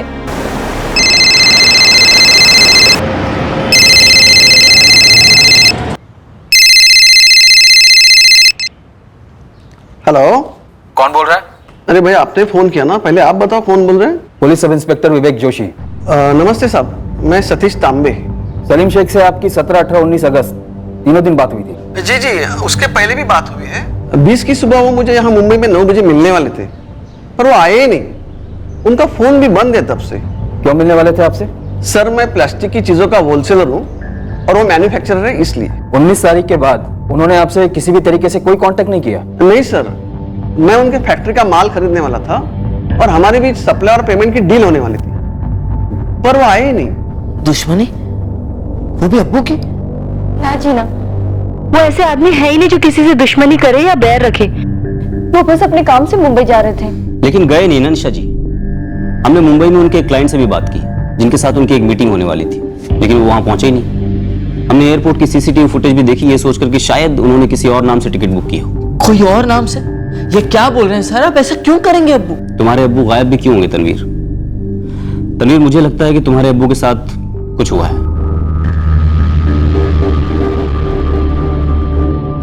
क्या? देखिए निशा जी, अगर किडनैपिंग हुई होती तो फिरौती के लिए कॉल आता। घर से एयरपोर्ट के रास्ते में अगर कोई लूट वूट की वारदात हुई होती तो वो रिपोर्ट होती। और हैरत की बात यह है कि कोई भी लोकल या प्राइवेट टैक्सी अभी तक आइडेंटिफाई नहीं हुई है जो कि उन्हें घर से एयरपोर्ट तक लेकर गई हो। आप जरा खुलकर कहेंगे आप लोग क्या सोच रहे हो? निशा जी, 3 दिन से आपके शौहर लापता है। मुझे लगता है कि उनके साथ कुछ गंभीर हुआ है। उनकी किसी से कोई दुश्मनी, कोई अफेयर, कोई बदला लेना चाहता हो। हमें कहने की जरूरत नहीं है हवलदार साहब। सलीम भाई हमारा अच्छा ही चाहते हैं, हमेशा हमारा भला ही किया उन्होंने। ईद हो या दिवाली, हमेशा दिलदारी से हाथ खोलकर बोनस दिया है, और छुट्टियां भी। आप सब लोग ये बताओ, सलीम शेख को अगर कहीं बाहर जाना हो तो किसकी टैक्सी मंगवाते थे? कोई था रेगुलर टैक्सी वाला?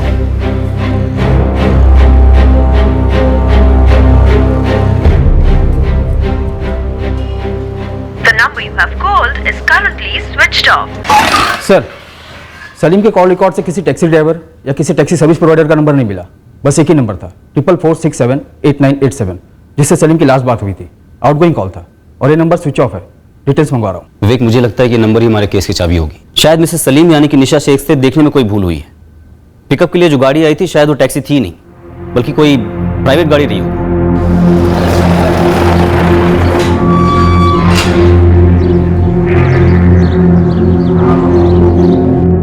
जी उन्होंने ही कहा था कि टैक्सी बुक कराई है।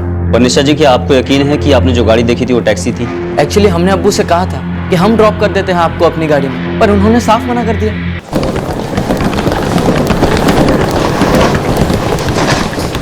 अब्बू, टैक्सी क्यों? हम ड्रॉप कर देते हैं ना। अरे हमने सोचा इतनी रात गए तुम कहाँ अकेले वापस लौटोगे, इसलिए हमने टैक्सी बुक करा दी, बस आती ही होगी। वापसी की टिकट कब की है जी? 23 की है। वो मुंबई की एक पार्टी से अचानक ही मिलने का प्लान बन गया, इसलिए तुम लोगों को ठीक से पहले बता नहीं सके। निशा जी, एक नंबर है 44478987। इसी नंबर पर आखिरी फोन सलीम जी ने किया था और उसके बाद उनका फोन स्विच ऑफ हो गया। स्विच ऑफ होने की आखिरी लोकेशन ऊपरगंज है, जो कि आपके घर और एयरपोर्ट के बीच में पड़ता है। सर ये किसका नंबर है? पता कर रहे हैं, फिलहाल स्विच ऑफ है, आपके शौहर के फोन की तरह। और इन दोनों नंबर का स्विच ऑफ होना हमें इस बात पर शक करने के लिए मजबूर कर रहा है कि आपके शौहर के गायब होने और इस नंबर के बीच में कोई ना कोई कनेक्शन जरूर है। निशा जी, मिराज जी, हमने शहर के हर लोकल और प्राइवेट टैक्सी सर्विस के साथ चेक किया है, लेकिन किसी का भी पिकअप उस रात आपके घर से नहीं था। निशा जी, एक बार फिर से अपने दिमाग पर जोर डालिए और याद कीजिए, जो गाड़ी आपने देखी थी क्या वो वाकई में टैक्सी थी या फिर कोई प्राइवेट गाड़ी? अगर टैक्सी नहीं थी तो निशा टैक्सी क्यों कहेगी? और सलीम ने अगर कोई टैक्सी बुक नहीं की थी तो वो झूठ क्यों बोलेगा? शायद मुझे इसलिए लगा होगा कि टैक्सी आई है क्योंकि तनवीर के अब्बू ने कहा था कि टैक्सी बुक कराई है।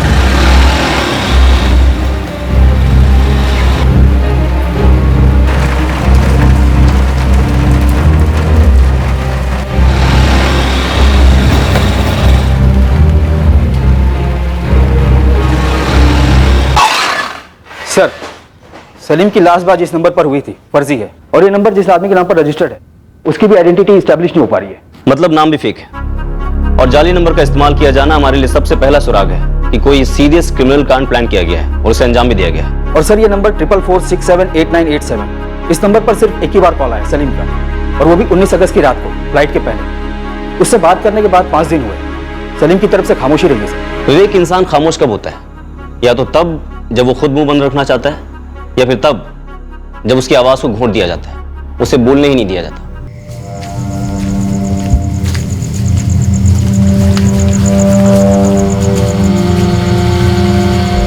रोज झिकझिक होती है घर में, रोज दिमाग शोर मचाता है और हम बस भाग लेते हैं घर से। दिमाग में शोर तब तक खामोश नहीं होता जब तक हम ठेके से अपने लिए एक देसी का खम्बा नहीं खरीदते और अपने अड्डे नहीं जाकर पहुंचते। पूरी बोतल उतार देते हैं भेजे में, तब जाकर शोर धीरे धीरे धीरे धीरे कम हो जाता है। फिर नींद आती, गहरी नींद आती और बस यहीं फैल जाते हैं। हर रोज सुबह घर लौटते हैं साहब हम। आज सुबह जब हम लौट रहे थे तो हमने गाड़ियों में ये सूटकेस देखा।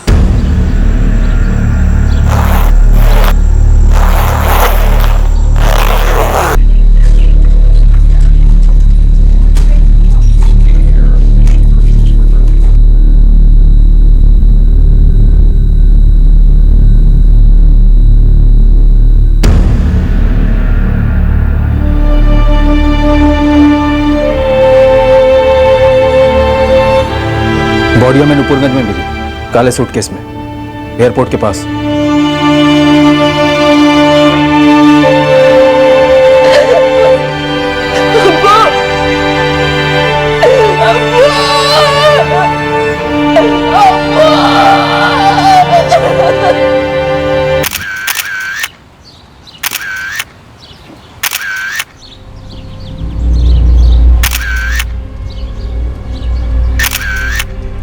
सर आप ये क्या कर रहे हो? हमारी कार की फोटो क्यों ले रहे हो? आप लोग हम पर शक कर रहे हो? हाँ, मर्डर केस है और कोई शक के दायरे में। ये क्या कह रहे हैं आप? हमें अभी अभी खबर मिली है कि हमारे भाई का इंतकाल हुआ है और आप हमें से इंक्वायरी कर रहे हैं? सीधे सीधे हम पर शक कर रहे हैं आप? मिराज जी, सबसे पहली बात ये कि इंतकाल कैसे हुआ। कत्ल का कारण, कत्ल का कारण जानना हमारा फर्ज है और इस वक्त आपका भी ये फर्ज है कि आप चुपचाप सीधी तरह हमारे साथ कोऑपरेट करें। फरमाइए। 3 BHK फ्लैट आपके और सलीम के जॉइंट नाम पर है, किराए पर है। तो किराए के पैसों के लिए हमने हमारे भाई का कत्ल करवा दिया। हिस्ट्री क्या है इस फ्लैट की? कोई हिस्ट्री नहीं है जनाब। हमारी पुश्तैनी कोठी थी जिसे हमने बेच दिया और उसके जो पैसे आए उससे हमने ये फ्लैट खरीदा और उसका जो किराया आता था वो हम आधा आधा बांट लेते थे। और अब आपको ये किराया बांटना नहीं पड़ेगा क्योंकि आपके भाई की बेवा और उसका 20 साल का बेटा आपके खिलाफ लड़ नहीं पाएंगे। महज 25,000 रुपए महीने के लिए हम हमारे सगे भाई का कत्ल करवा देंगे? मिराज जी, किराया तो महज फसल है, असल मसला तो जमीन का है। नहीं, शहर के सबसे पॉश इलाके में 3 BHK का फ्लैट, उसकी कीमत कोई जेब खर्ची तो नहीं होगी ना? सगा भाई था हमारा, हमारा खून, कत्ल हुआ है उसका, और आप हैं कि हमारे और उसके बीच कुरेद कुरेद कर दुश्मनी ढूंढ रहे हैं जबकि वहां पे कुछ है ही नहीं। तो फिर कहां पर है मिराज जी? बिजनेस से कोई दुश्मनी नहीं, हर कोई कह रहा है कि नेक आदमी थे, ईमानदारी से बिजनेस करते थे, किसी अफेयर के बारे में कोई कुछ कह नहीं रहा है। तो फिर ऐसा क्या हुआ कि बिजनेस ट्रिप पर निकले सलीम शेख को एयरपोर्ट के रास्ते पे ही कत्ल कर दिया गया और उसकी नाक काटकर उसी सूटकेस में रख दी गई जिसमें उसकी लाश मिली? Usual sir, credit card, debit card, थोड़ा कैश, मोबाइल फोन, यही सब कुछ रहा होगा अब्बू के पॉकेट में। हमें सूटकेस में सिर्फ उनकी लाश मिली और उनकी कटी हुई नाक, जो हमने हॉस्पिटल में जुड़वा दी आइडेंटिफिकेशन के लिए। ऐसा कौन कर सकता है तनवीर?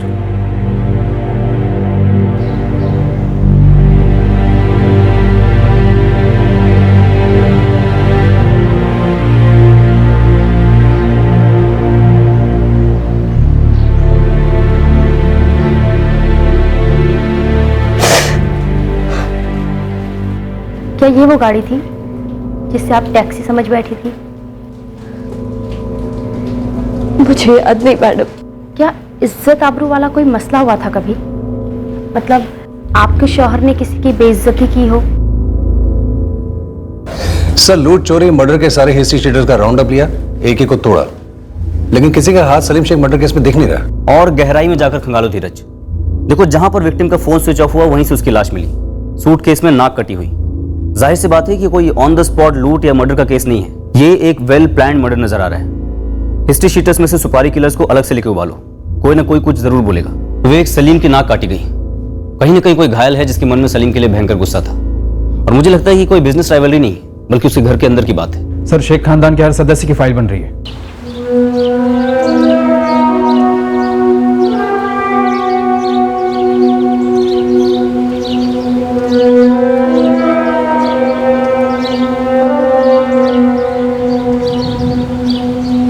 इंस्पेक्टर, हमारी टीम ने मिराज शेख की गाड़ी को डबल स्कैन किया, कोई भी फॉरेंसिक एविडेंसेस नहीं मिले, बाल, ब्लड, स्किन, कुछ भी नहीं। सूटकेस से कोई क्लू ऑफिसर? कुछ भी नहीं। सलीम के अलावा किसी और तक के फिंगरप्रिंट्स नहीं थे। ऑफिसर, ये कुछ ज्यादा ही साफ सुथरा काम नहीं हुआ है। हुआ तो है इंस्पेक्टर। कातिल ने ग्लव्स पहने हो सकते हैं। चांसेस कम है। उसके उनके फिंगरप्रिंट शायद इसलिए इरेज हो गए क्योंकि सलीम की बॉडी बिल्कुल टाइट फिट थी अंदर। लेकिन इस बात को तो 14-15 साल हो गए। दुश्मनियां एक्सपायरी डेट के साथ तो नहीं आती ना निशा जी। क्या ये बात सच नहीं है कि आपकी और आपकी जेठानी मिराज की बीवी जमीला के बीच बिल्कुल नहीं जमती? एक ऐसी रसोई बताइए जहां बर्तन नहीं बचते। और हमारी रसोइयां तो अलग हो चुकी है, तब से हमारे बीच का तनाव भी मिट चुका है। हमारे बड़े अब्बू और अब्बू काफी करीब थे सर, बहुत इज्जत करते थे एक दूसरे की। तो फिर बेइज्जत कौन हुआ था तनवीर? तुम्हारे अब्बू की नाक काटकर उनकी बॉडी से अलग कर दी गई। जाहिर सी बात है कोई ये पैगाम देने की कोशिश कर रहा था कि हमने असली नाक को असल में काटकर दिखा दिया है। ये पैगाम कौन दे रहा था निशा जी? हमें सच में नहीं पता, लेकिन हमारे और जमीला भाभी के बीच के अनबन का हमारे शौहर के कत्ल से कोई ताल्लुक कैसे हो सकता है? ये हम औरतों के बीच की बात थी। औरतों के बीच की बातें मर्दों के बीच की बनने में कितनी देर लगती निशा जी? और यही वजह नहीं थी कि आप दोनों के शौहर सगे भाई अलग हो गए, पुश्तैनी कोठी बेच दी गई। कमाल की बात कर रहे हैं इंस्पेक्टर साहब आप। अरे एक तरफ तो सलीम भाई के असली कातिलों को ढूंढ नहीं पा रहे हैं आप, और ऊपर से हम लोगों को बेवजह ही घसीट रहे हैं। जनाब, हमें जो कुछ भी बताना था पहले ही बता चुके हैं। कोठी क्यों बेची ये तो नहीं बताया आपने। आप दोनों भाइयों की बीवियों के बीच में झगड़ा हुआ था और ये वजह थी कोठी बेचने की, ये तो नहीं बताया आपने। हाँ बेची थी, लेकिन अगर हम दोनों भाइयों के बीच में कोई झगड़ा होता या कोई अनबन होती तो दोनों साथ में मिलकर को ओनरशिप में वो फ्लैट क्यों खरीदते बताइए। देखिए जनाब, हम दोनों भाइयों के बीच के रिश्ते बहुत ही अच्छे थे। जहां तक निशा की और हमारी बात है तो हर घर में देवरानी जिठानी का आपस में झगड़ा होता है। ऊपर से यहाँ मामला कुछ खास था। खास बात? क्या खास बात थी? हम न सिर्फ अलग अलग खानदानों से आई थी, बल्कि निशा का तो मजहब भी अलग था। मतलब निशा मुसलमान नहीं है? जी नहीं, निशा हिंदू थी। देखिए जनाब, ये सब पुरानी बातें हो चुकी हैं। आज की तारीख में जमीला और निशा बहनों जैसी। इंस्पेक्टर साहब, शुरुआत में हमारे सास ससुर सलीम भाई की शादी से काफी नाराज थे, लेकिन फिर थोड़े दिनों में सब कुछ ठीक हो गया था। तो आपके माँ बाप को निशा कबूल नहीं थी? जनाब, आप तो जानते हैं कि इस शहर में हिंदू और मुसलमानों के बीच में रोटी का रिश्ता तो है, लेकिन बेटी का नहीं। और इसलिए जब सलीम निकाह करके निशा को हमारे घर ले आया, तब मैं ही था जिसने अम्मी और अब्बू को समझाया था और दोनों को राजी किया था इस निकाह के लिए। उस वक्त अगर ये दखल नहीं देते तो हमारे ससुर ने बिल्कुल पक्का कर लिया था कि वो सलीम भाई को न सिर्फ घर से निकालेंगे बल्कि जमीन जायदाद से भी बेदखल कर देंगे। साहब, ये मिराज की बीवी जमीला सही फरमा रही है। मैंने उनके सारे पड़ोसियों से बात की। कोई हिंदू मुस्लिम एंगल या सालों बाद कोई दुश्मनी निकाली गई हो? साहब, शेख खानदान की तरफ से तो कोई माजरा लगता नहीं है। निशा की साइड से कोई है? अब साहब, निशा की तरफ से तो सिर्फ उनकी बुजुर्ग माँ है, मीनाक्षी भटनागर है, और कोई नहीं है।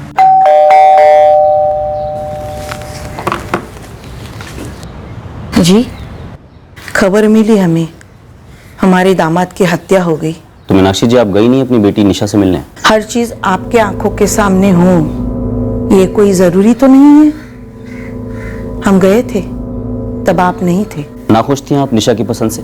21 साल पहले गुस्सा था, बाद में खाक हो गया। आप उस खाक को छानने आ गए हैं। मीनाक्षी जी, सलीम का कत्ल कहीं न कहीं किसी न किसी गुस्से से ताल्लुक रखता है, और हिंदू मुस्लिम शादी ऐसे एक गुस्से की जायज जड़ हो सकती है। ना ना, हिंदू मुस्लिम वाला कोई माजरा ही नहीं था। सलीम के घर वाले पहले मुंह बिचका रहे थे, फिर बाद में ठीक हो गए।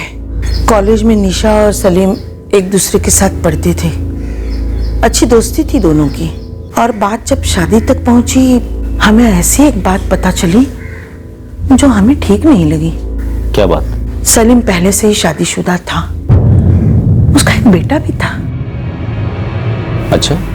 सलीम पहली बीवी को तलाक देकर निशा से शादी करना चाहता था, पर यह बात हमें अच्छी नहीं लगी थी।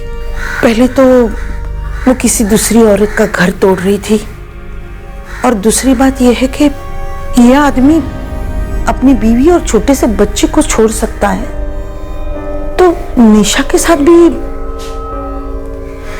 आप समझ रहे हो ना? विवेक, सलीम के फोन रिकॉर्ड में किसी औरत का नंबर शो हुआ है क्या? नो सर, ज्यादातर कॉल बिजनेस से रिलेटेड थे, सारे मर्द। औरत मतलब सिर्फ निशा के कॉल से। क्या बात है सर, कोई अफेयर वाला एंगल लग रहा है? नहीं, किसी पहली बीवी का पता चला है, और अगर पहली थी तो हो सकता है कोई तीसरी भी हो। शादी नहीं है तो शायद कोई अफेयर हो, और उस पार्टी को सलीम से कोई गिला शिकवा हो, कोई इंसल्ट हुआ हो।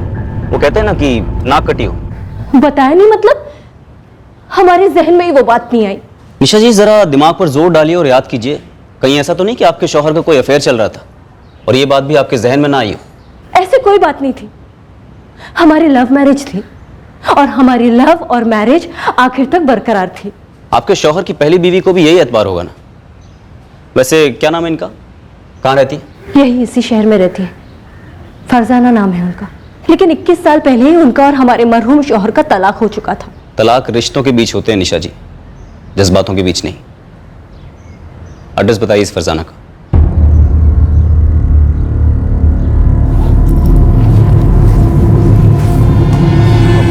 मम्मी कॉलेज जा रहा हूँ।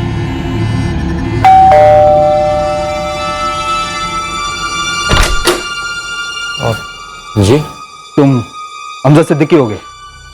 जी, लेकिन बात क्या है? और आप फरजाना सिद्दीकी?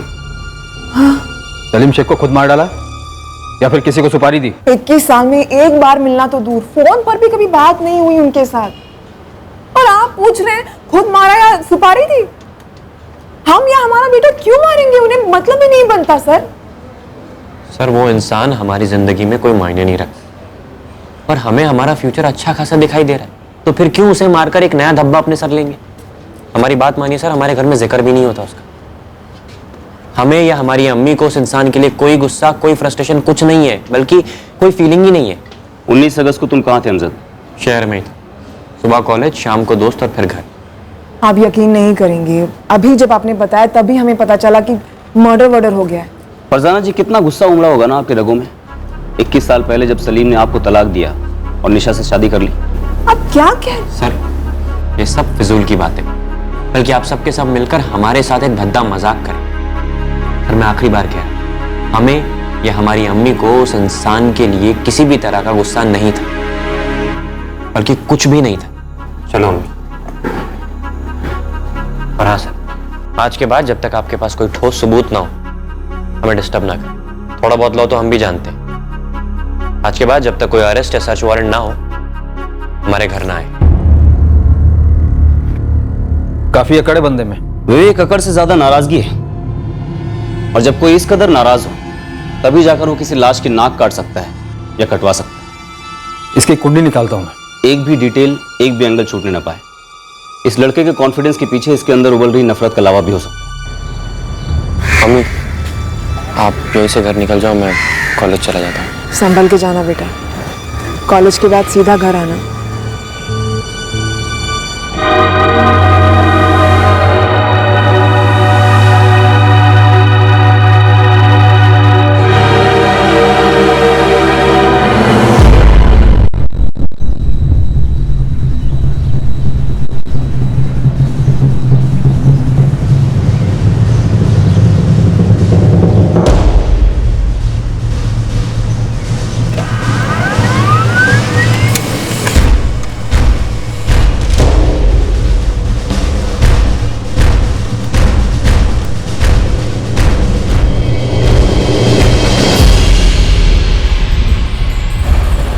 नहीं यार अशफाक, इस अमजद सिद्दीकी का कोई कनेक्शन ही नहीं लग रहा है। यार कोई फोन बिजी आता है तो इसका ये मतलब नहीं कि स्विच ऑफ है, फिर ट्राई करता रहे, कुछ ना कुछ कनेक्ट तो हो ही जाएगा। सर अमजद के फोन रिकॉर्ड्स कुछ बता नहीं रहे। विवेक यही तो जड़ है इस केस की, कि हत्यारे की आइडेंटिटी की तरफ कोई इशारा नहीं हो रहा है, लेकिन उसका मकसद पानी की तरह साफ नजर आ रहा है। एक वेल प्लान मर्डर और फिर लाश की नाक काट देना। जाहिर सी बात है कि हत्यारे के अंदर कोई गहरा गुस्सा है किसी बेइज्जती का, और इतना गहरा गुस्सा कई सालों में इकट्ठा हुआ हो सकता है। सर इधर कॉन्ट्राडिक्शन है। सलीम किसी की बेइज्जती करे, ये बात ज्यादातर लोगों को हजम नहीं हो पा रही है। ये जाना जाता था अपने धार्मिक स्वभाव के लिए, मजहबी नमाजी किस्म का आदमी था।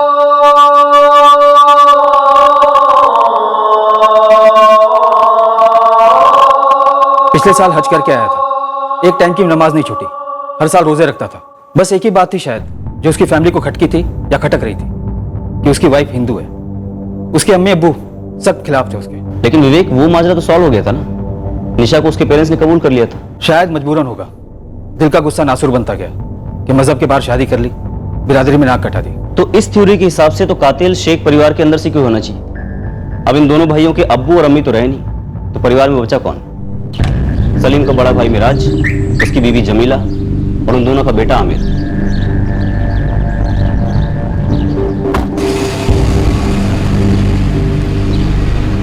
अब हमें मिराज और जमीला के खिलाफ तो कुछ मिला नहीं, तो बचे कौन? खुद सलीम की बीवी निशा। विवेक, कहीं ऐसा तो नहीं कि सलीम और निशा के बीच में कोई अनबन थी, या फिर निशा को यह लगता था कि उसने सलीम से शादी करके गलती की है, या फिर सलीम किसी तरह निशा की बेइज्जती करता था? उनकी लव मैरिज थी सर, निशा कहती अब भी लव था। कहीं ये फरजाना दोबारा तो नहीं दाखिल हुई उनके बीच में? विवेक, को जो लास्ट कॉल सलीम ने किया था वो नंबर ही हमारे केस का क्रैक कोड होगा। आखिर वो शख्स था कौन? खुद खूनी या फिर खूनी का कोई आदमी? सर कहीं ऐसा तो नहीं कि सलीम खुद किसी को मारने की फिराक में था, प्लान कुछ बिगड़ गया और खुद मारा गया? लेकिन फिर भी कोई नाक क्यों काटेगा? विवेक, अभी तक एक बात क्लियर है, और वो ये कि सलीम को एयरपोर्ट ले जाने के लिए कोई टैक्सी नहीं आई थी, बल्कि कोई प्राइवेट गाड़ी में आया था। अब सवाल ये उठता है कि फिर सलीम ने निशा को टैक्सी क्यों कहा, और वो कौन सा शख्स था जो सलीम को एयरपोर्ट ले जाने के लिए आया था?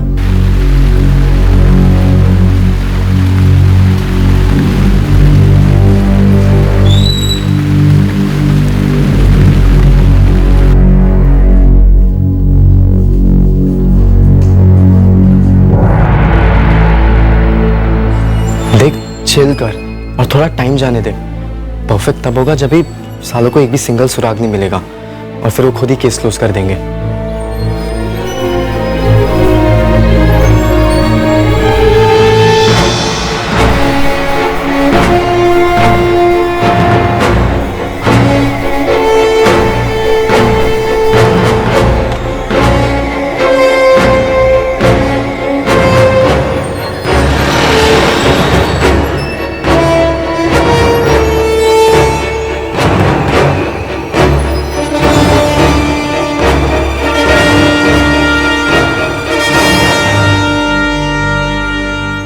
अम्मी, हम कॉलेज के लिए निकल रहे हैं। ठीक है बेटा।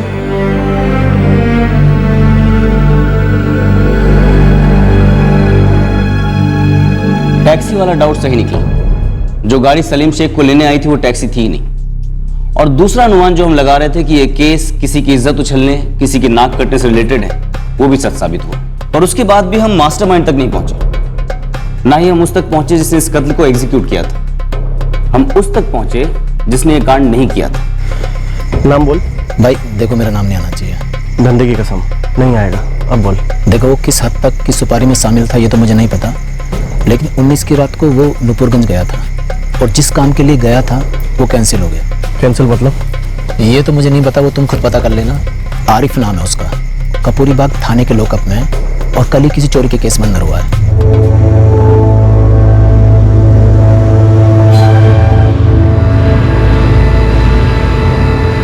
सलाम साहब। आरिफ कुरैशी, 19 अगस्त की रात को नुपुरगंज में सलीम शेख का मर्डर तूने किया था? नहीं साहब, हमने नहीं मारा। 44478987 ये फर्जी नंबर तू इस्तेमाल कर रहा था? नहीं साहब, ये नंबर हमारा नहीं है। सुपारी किसने दी थी, किसके लिए दी थी? सलीम शेख के लिए सुपारी मिली थी? साहब, आप किसकी बात कर रहे हैं? हम नहीं समझ पा रहे। हम किसी को नहीं मारे साहब। ठीक, हम मारते हैं। पांडे, जरा वो साइलेंसर ले आना। विवेक, अब अगर ये गिड़गिड़ाकर सच भी बोले ना तो सुनना मत। ठोक दो साले को और ले जाके गाड़ दो अपनी यूजुअल जगह पर। मालिक मालिक मालिक मालिक, एक मिनट। बोल। मालिक, हम मानते हैं कि हम उस रात नुपुरगंज में इंतजार कर रहे थे। हमको मैसेज आने वाला था कि सलीम कौन सी टैक्सी में आने वाला है। तो मतलब सलीम शेख को मारने की सुपारी तुझे मिली थी? सुपारी नहीं साहब, पेशगी। बाकी का काम होने के बाद मिलना था, लेकिन साहब काम हुआ ही नहीं। वो सलीम वहाँ आया ही नहीं। बाद में हम अखबार में पढ़े कि उसका गेम हो गया। कितनी पेशगी मिली थी? 25,000 रुपया। बाकी 30,000 रुपया काम होने के बाद मिलना था। और सुपारी किसने दी थी? अनुज ने। अनुज कौन? हमको नहीं पता साहब।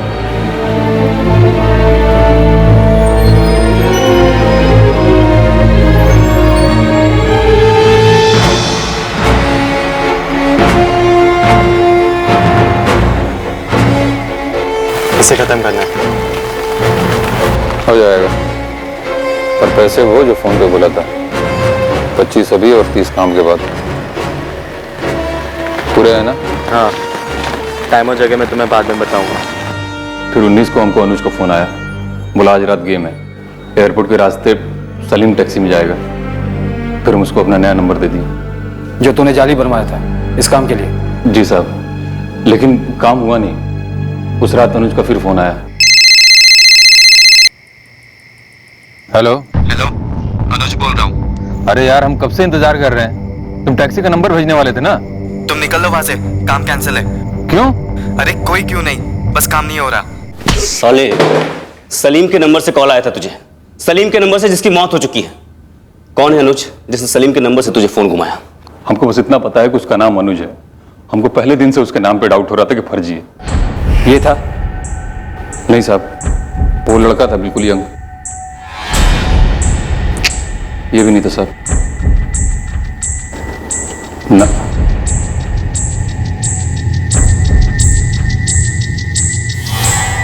ये भी नहीं था।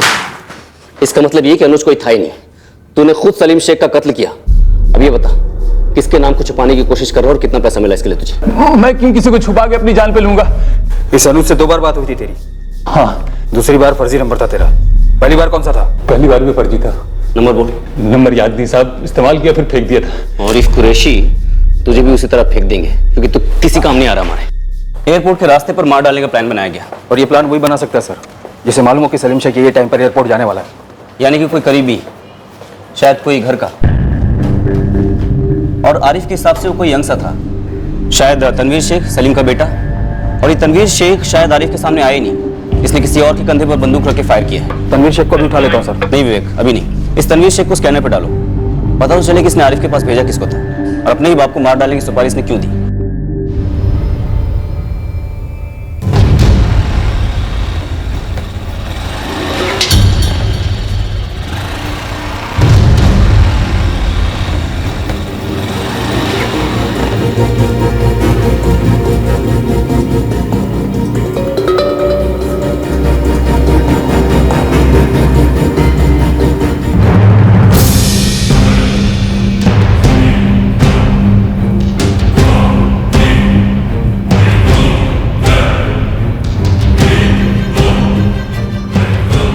चार दिन से फील्डिंग लगाए बैठा था साहब इस तनवीर के लिए। ये लड़का तनवीर के ही कॉलेज में पढ़ता है। काफी गहरी दोस्ती है दोनों के बीच। कपिल नाम है, कपिल भारद्वाज।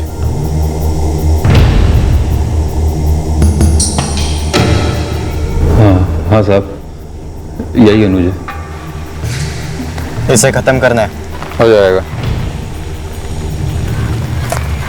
पूरा है ना? हाँ, टाइम हो जाएगा, मैं तुम्हें बाद में बता दूंगा।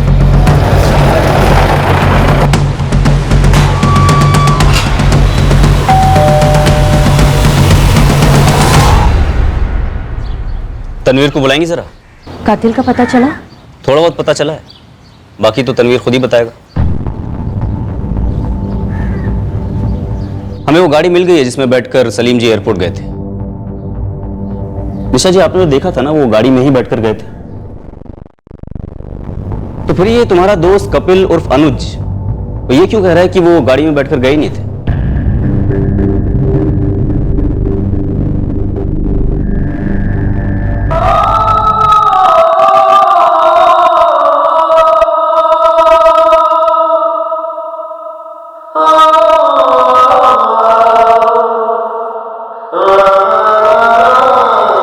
तनवीर, आने वाले रमजान में हमारे और अम्मी के साथ इस बार तुम भी सारे रोजे रखोगे।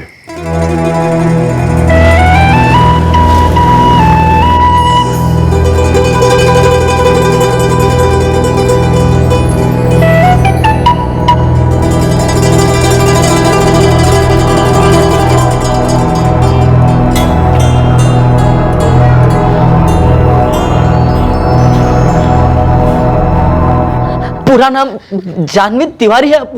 हमें अच्छी लगती है वो, लव है हमारा। क्या है वो लड़की? वो हमारी क्लासमेट है, कॉलेज और क्लासेस दोनों जगह। क्या है वो लड़की? क्या है मतलब? वो हम कुछ समझे नहीं। हमने पूछा क्या है वो लड़की? वो सीधी सादी लड़की है, जानवी नाम है उसका। और क्या? मैंने पूछा क्या है वो लड़की, मजहब क्या है उसका? हिंदू है अब्बू। और आप ये ना भूलिए कि आपके अम्मी अब्बू को भी दिक्कत हुई थी। पर हमारे प्यार ने उन्हें जीत लिया।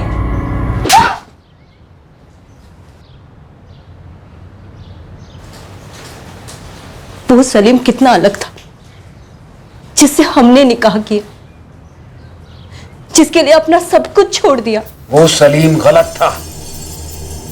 शुक्र है हम बदल गए। आखिर हमसे कहां कमी पड़ गई? हमारी बात छोड़ो, तुम बस तनवीर को ये समझा देना कि वो किसी भी सूरत में एक हिंदू लड़की से निकाह नहीं कर सकता। आपके अब्बू ने भी आपसे यही कहा था और हमारी माँ ने भी ऐसा ही कुछ कहा था, लेकिन हम दोनों ने मिलकर बगावत की ना। लेकिन तनवीर बगावत नहीं करेगा और हमको भी नहीं करनी चाहिए थी। हमें तो करनी ही नहीं चाहिए थी। कॉलेज में अलग ही सोच थी तुम्हारे अब्बू की, खुली सोच, कोई रोक टोक नहीं थी हम पर। लेकिन निकाह के बाद धीरे धीरे वो और कट्टर बनते गए, पर हमने भी अपने प्यार की खातिर उनकी सारी शर्तें मान ली। अपना सर ढके रखा, रोजे रखे, नमाज पढ़ी, लेकिन फिर भी वो हमसे और दूर होते गए। कुछ ज्यादा ही अम्मी, इस हद तक कि क्या तनवीर? लेकिन अब्बू, जानवी के हिंदू होने से क्या फर्क पड़ता है? अम्मी भी तो हिंदू है। वो अब हिंदू नहीं है, वो अब निशा शेख है, मुसलमान। लेकिन आपने जब उनसे प्यार किया, उनसे निकाह किया, तब तो वो हिंदू थी ना। क्या थी वो मायने नहीं रखता, वो क्या है वो मत भूल। लेकिन क्या अम्मी भुला पाएंगी उनका पास्ट? अब्बू, आपके लिए उन्होंने अपना मजहब बदला है, लेकिन उनका अपना खुद का वजूद है, यादें हैं, रिश्ते हैं, रिवाज रिवायतें हैं। ये सब ऐसे ही एक झटके में बदल तो नहीं सकता ना अब्बू। और हम तो कहते हैं बदलना ही क्यों चाहिए? और बदलने से भी कुछ नहीं होता। तुम्हारी अम्मी का वजूद और उसकी बाकी सारी चीजें हमें बहुत भारी पड़ी हैं। तनवीर, ये सब कुछ हम तुम्हारे साथ नहीं होने देंगे और इस बारे में और कोई बहस नहीं होगी। अगर वो लड़की इस्लाम कबूल करने के लिए तैयार हो भी जाती है तो भी तुम्हारा निकाह उसके साथ नहीं होगा। नहीं अब्बू, जानवी हिंदू ही रहेगी और हमारा निकाह भी होगा। और ये गुनाह होगा जो हमने किया था। तुम्हारी अम्मी हमारी जिंदगी की सबसे बड़ी गलती है, एक ऐसी गलती जिसकी वजह से हमारे अम्मी अब्बू की नाक पूरी बिरादरी में कट गई। वो आपको गलती कैसे कह सकते हैं अम्मी? आखिर बीवी है आप उनकी, अम्मी है हमारी।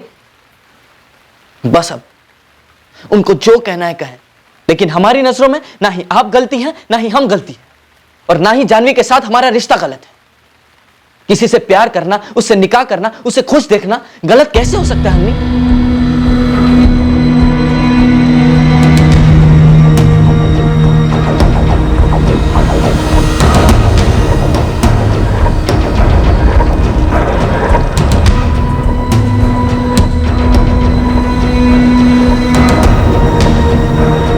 नंबर जा कहीं से भी मिला हो आरिफ, काम करना है या नहीं? हाँ, बाकी की सारी बातें मैं तुम्हें मिलकर बताऊंगा। मेरा नाम अनुज है। अल्लाह हाफिज। पहुंचते ही एसएमएस कर दीजिएगा। अल्लाह हाफिज।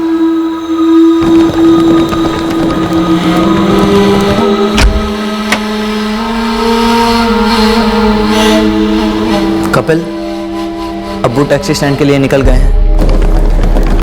हाँ, मुझे दिख रहे हैं, और अभी तक हमारा बंदा नुपुरगंज भी पहुंच गया होगा।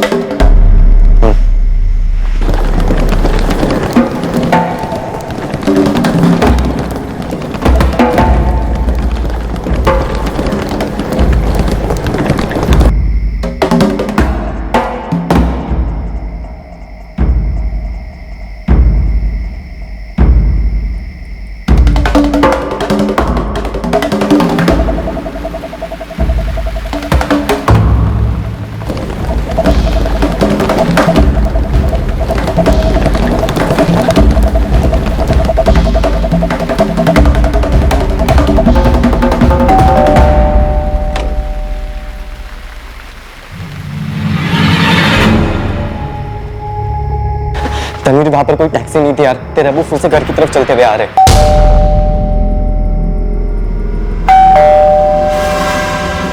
कपिल, कपिल तू कहीं जाके छुप जा, छुप जा कहीं छुप।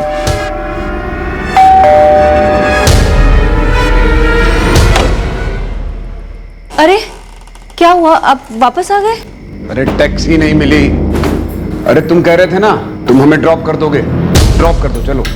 अब्बू हम टैक्सी बुक कर देते हैं। हम तुमसे कह रहे हैं कि तुम चल के हमें एयरपोर्ट ड्रॉप कर दो और तुम हमें जबरदस्ती टैक्सी पे भेजना चाह रहे हो, हैं? माजरा क्या है?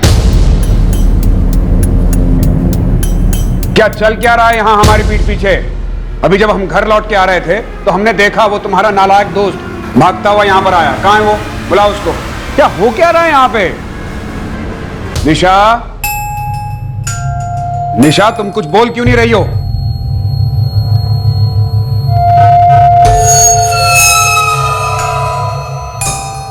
ये यहां पे क्यों है? क्या कर रहा है यहां पे? इसी ने तुम्हें जानवी की तरफ धकेला है ना, है ना?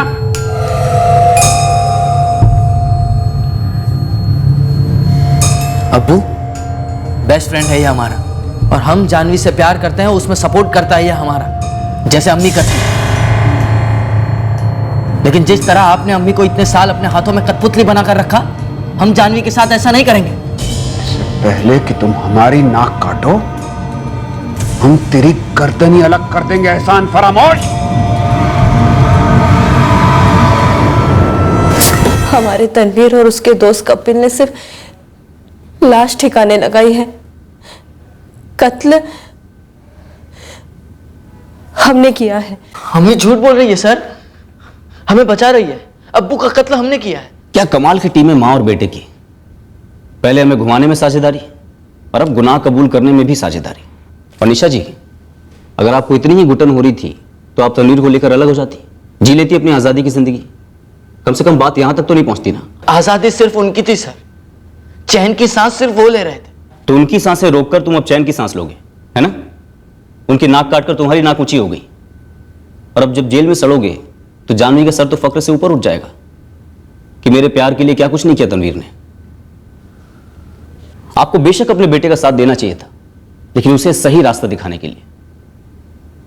अब आपकी और आपके बेटे की एक और साझेदारी होगी अदालत के कटघरे में, और वहां पर वो तीसरा कपिल भी होगा, जिसके माँ बाप को शायद पता नहीं मालूम भी है कि नहीं कि दोस्ती निभाने के चक्कर में उसने अपने माँ बाप के अरमानों को गला घोट दिया है।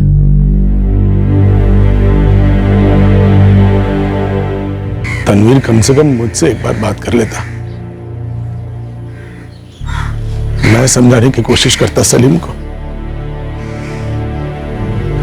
वैसे ही जैसे अब्बू और अम्मी को समझाया था निशा को अपनाने के लिए।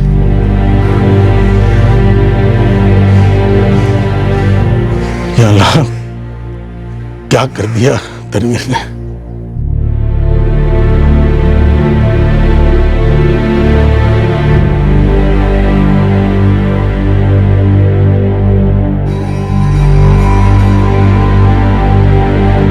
इस तरह के और भी एपिसोड देखने के लिए हमारे चैनल को सब्सक्राइब करें और बेल आइकन दबाना ना भूलें।